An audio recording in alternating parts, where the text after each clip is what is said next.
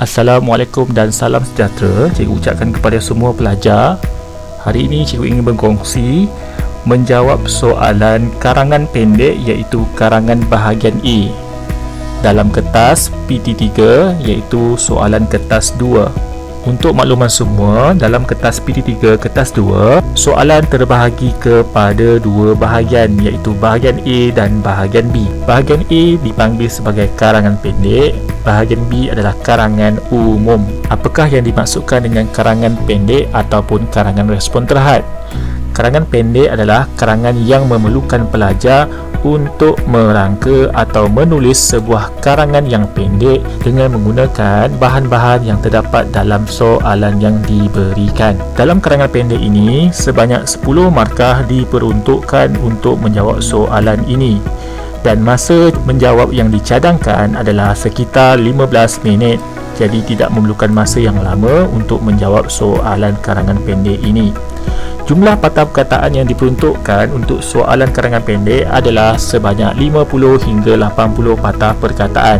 Jadi pelajar perlu memastikan karangan anda tidak kurang atau lebih daripada patah perkataan yang diarahkan.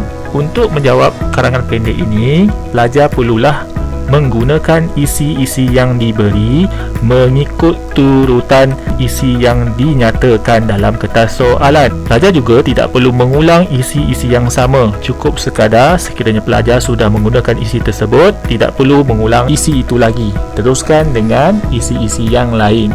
Baiklah, cikgu akan terangkan struktur-struktur yang terdapat dalam karangan pendek. Yang pertama, dalam karangan pendek mempunyai satu ayat pendahuluan sahaja. Syarat untuk kita memulakan karangan pendek itu tadi. Kemudian diingatkan sekali lagi, anda perlu menulis semua isi yang diberikan dalam soalan dan anda tidak dibenarkan untuk meninggalkan satu isi yang ada dalam soalan atau rangkai kata yang diberikan dalam soalan.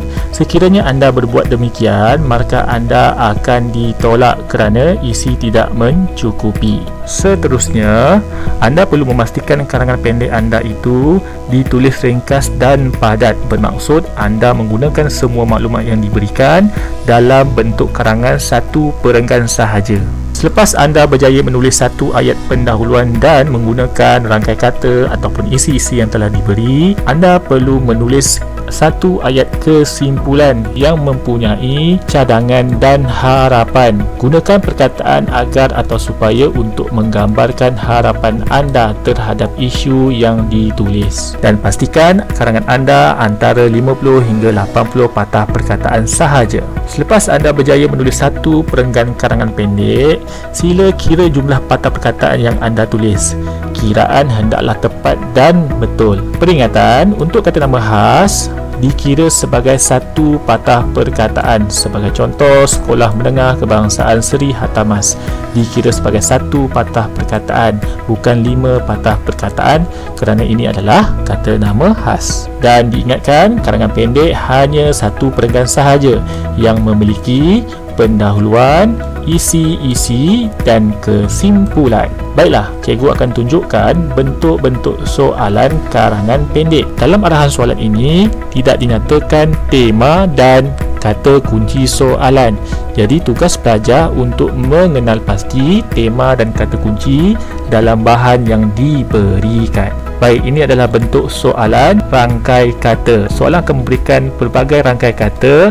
Jadi tugas pelajar adalah untuk menggunakan kesemua rangkai kata ini sama ada menjadi satu ayat ataupun ayat-ayat yang berlainan, sehinggalah mencapai 50 hingga 80 patah perkataan. Dan di dalam rangkai ini juga terdapat bahagian pendahuluan, bahagian isi-isi dan bahagian kesimpulan. Ini pula adalah bentuk soalan dalam gambar rajah, yang mana dia akan memberikan pelajar bahan-bahan seperti isi-isi, tema, contoh-contoh dan maklumat-maklumat yang lain yang dirasakan sesuai untuk ditulis dalam karangan pendek. Jadi pelajar wajib menggunakan semua isi-isi yang diberikan. Untuk soalan gambar ataupun gambar rajah, pelajar boleh memilih mana-mana bahagian isi untuk dimulakan dalam karangan pendek. Namun diingatkan, untuk soalan berbentuk rangkai kata, pastikan pelajar menulis mengikut turutan. Baik, ini pula adalah bentuk soalan dalam bentuk rajah. Sama seperti gambar rajah tadi, cuma tidak diberikan gambar. Sama seperti konsep yang sebelum ini, kita gunakan ke semua isi yang terdapat dalam gambar rajah. Cikgu akan menunjukkan contoh soalan bentuk rangkai kata dan cara menjawabnya. Ini adalah rangkai-rangkai kata yang perlu kita hasilkan karangan pendek. Yang berwarna hijau ini sesuai untuk kita gunakan di bahagian pendahuluan. Yang berwarna biru ini digunakan di bahagian isi-isi, dan warna hijau terakhir ini kita gunakan di bahagian kesimpulan. Jadi apabila kita menggunakan kesemua rangkai kata ini mengikut ayat-ayat yang berbeza, kemungkinan kita punya karangan akan berbentuk sebegini. Jadi pelajar akan menambah perkataan-perkataan di bahagian-bahagian rangkai kata untuk menjadi satu ayat yang berlainan, sehinggalah ayat itu menjadi ayat yang gramatis. Baik, cikgu akan berikan contoh yang kedua. Ini adalah contoh soalan dalam bentuk rajah.